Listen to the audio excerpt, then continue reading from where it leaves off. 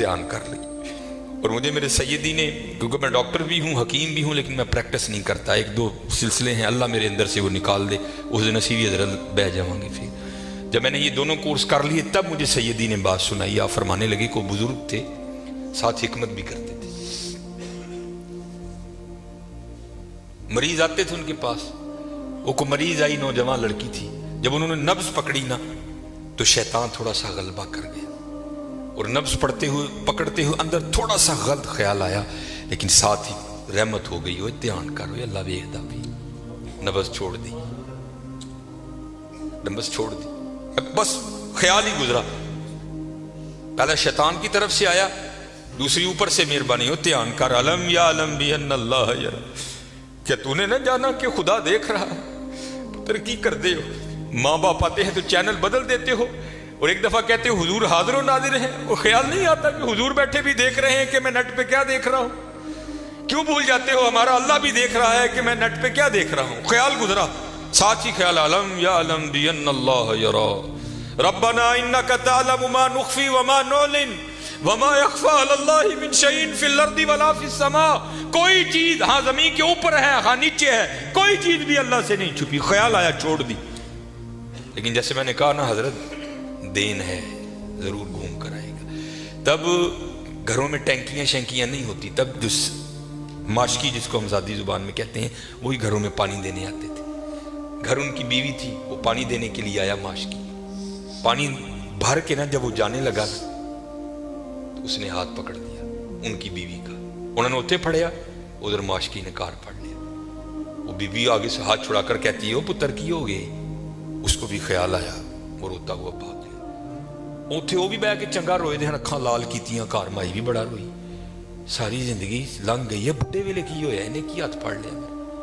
وہ بھی بڑا روئی ہے. حضرت کیم ہوئی گھر آئے تو کیم صاحب دی اکھاں سجی دی، ویکھیا تو گھر والی دی اکھاں سجی دی. انہیں پوچھا بھلی لوگ کی ہویا کیوں روئی؟ انہوں نے کہا پہلے تسی دسو تسی کیوں روئے؟ انہوں نے کہا بس اج ایک دھی آئی سی مینوں دکھان لئی، وہ نبض پھڑی، شیطان نے اندر گندگی پائی، لیکن نال ہی یاد آیا اللہ ویکھدا پیا میں چھڑ چھڑیا. کہہ لیں بس ادھر تسی ادھر پھڑی پھڑی ادھر گھر ماشکی نے میری پھڑ. دھیان کریو پتر دھیان کریو. اج کسی دیاں تیاں نے، کل نوں ساڈیاں تیاں نے بھی جوان نے. اج کسی لی چونک چ نہ کھلوئیو، اج کسی لی نہ کھلوئیو. اج تسی کھلوو گے کل کو تہاڈی لی بھی کھلوئے گا. بڑا دھیان کریو، بڑا دھیان. اپنی جوانی بڑی پاکیزہ رکھنی ہے، بڑی پاکیزہ. اور زنا سے بچنا ہے. یہ آگے علامہ صاحب اور میں تقریباً 1.5-2 گھنٹہ بیٹھ کر یہی روتے رہے حضرت کہ سانو انج دا پھسایا ہے کہ اج زنا آسان اور نکاح انتہائی مشکل کر چھڑے. نکاح انتہائی مشکل کر چھڑے، انتہائی مشکل کر چھڑے. لیکن بچنے پتہ بچنے. زنا ایک ایسا گندا گناہ ہے، میں نے حدیث مبارکہ پڑھی کہ اگر کسی سے یہ گناہ سرزد ہو گیا نا، اس نے معافی مانگی اللہ نے اسے معاف کر دیا، لیکن پتہ پھر بھی اس کو سزا کیا ملے گی کہ جنت میں اللہ جل شانہ زانی سے کہیں گے کبھی تو میرے سامنے نہ آنا. زانی کو ہمیشہ کے لیے دیدار الہی سے محروم کر دیا جائے.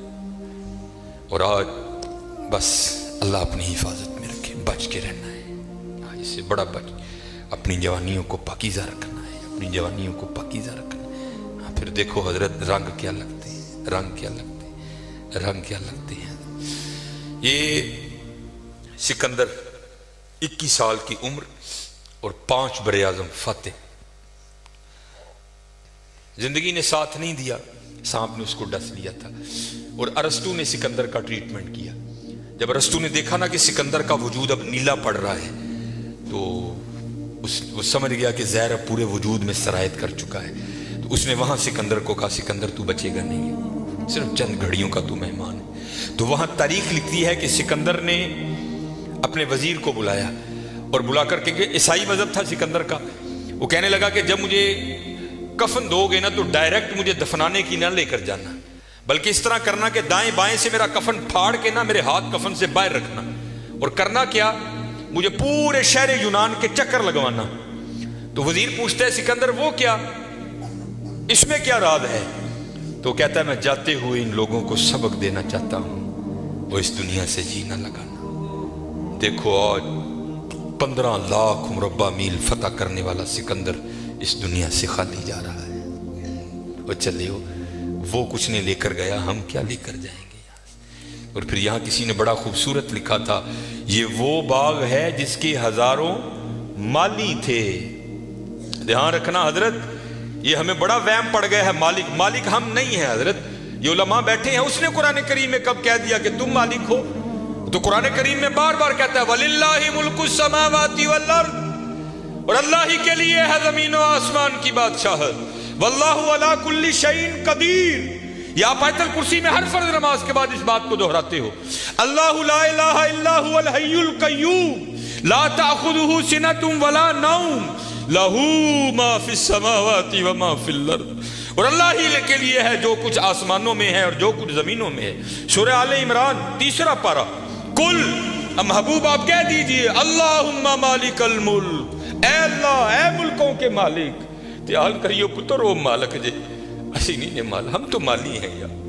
और मैं अक्सर अपनी मिसाल दिया करता हूं, जब मैं थोड़ा बड़ा हुआ ना तो मैंने क्या देखा, मेरे घर के बाहर जो प्लेट लगी थी ना उस पर लिखा था चौधरी इलमदीन।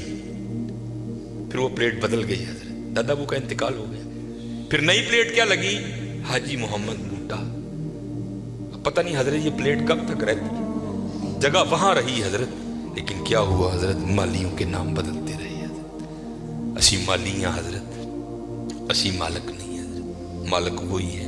और मैं यहाँ एक रिवायत भी अक्सर सुनाता हूँ कि आप कहोगे मौलवी साहब एवं साढ़े को साड़ियाँ जमीना खोन लगे हो, उनको कुरान और हदीस से भी तो दलील देना। हजरत मूसा अलैहिस्सलाम का दौरे मुबारक था और जमीन का एक टुकड़ा था।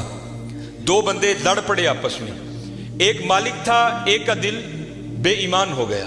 इससे पहले कि दोनों दस्ते गिरे बां होते, खून बहता, किसी की जान जाती, वो 4 बड़े वडेरे विच रले। उन्होंने बह के क्या गल सुनो, अल्लाह के नबी हजरत मूसा अलैहिस्सलाम मौजूद है, यूं एक दूसरे का गिरेबां पकड़ते हो, चलो चल के उनसे फैसला करवाते हैं। सारे लोग हजरत मूसा अलैहिस्सलाम के पास हाजिर हुए। अर्ज की हुजूर जमीन का टुकड़ा है, ये दावा करता है ज़ैद के मेरा है, बकर कहता है मेरा है, आप अल्लाह के नबी है, आप फैसला फरमाएं किसका है। कुछ ऐसे होते हैं ना जिनको अदब अदाब की आगाही नहीं होती कोई भी, वहां भी एक ऐसा बैठा था। हजरत मूसा अलैहिस्सलाम से अर्ज करता है हजरत इंज करो, कल्ला कल्ला करके ना उन साइड ते ले जाओ, दोनों की बात सुनो, हकीकत हाल आप पर वाज़ेह हो जाएगी। हजरत मूसा अलैहिस्सलाम जलाल में आ गए। आपने फरमाया मैं अल्लाह का नबी हूं, मुझे इस बात की जरूरत नहीं कि मैं कल्ला कल्ला करके इनकी बात सुनूं, मुझे अल्लाह ने ये ताकत दे रखी है, मैं जमीन के टुकड़े से पूछ लूंगा, बता तू दोनों में से किसका है। आपने सबको इकट्ठा किया और लेकर चले गए। जमीन के उस टुकड़े पर खड़े हुए, फरमाया ये ज़ैद दावा करता है तू मेरा है, बकर दावा करता है तू मेरा है, अल्लाह के नबी हजरत मूसा तुझसे पूछते हैं बता तू किसका है। तो तफसीर में लिखा है कि वो जमीन का टुकड़ा बोल उठा। पहले हजरत मूसा अलैहिस्सलाम को सलाम अर्ज की और सलाम अर्ज करके अर्ज करता है हजरत ये दोनों झूठे हैं, ना मैं इसका हूं ना मैं उसका हूं, इनको को तैयारी करें, ये दोनों मेरे हैं। हसी हजरत केड़े वहम च पे दे ते हकीकत क्या है।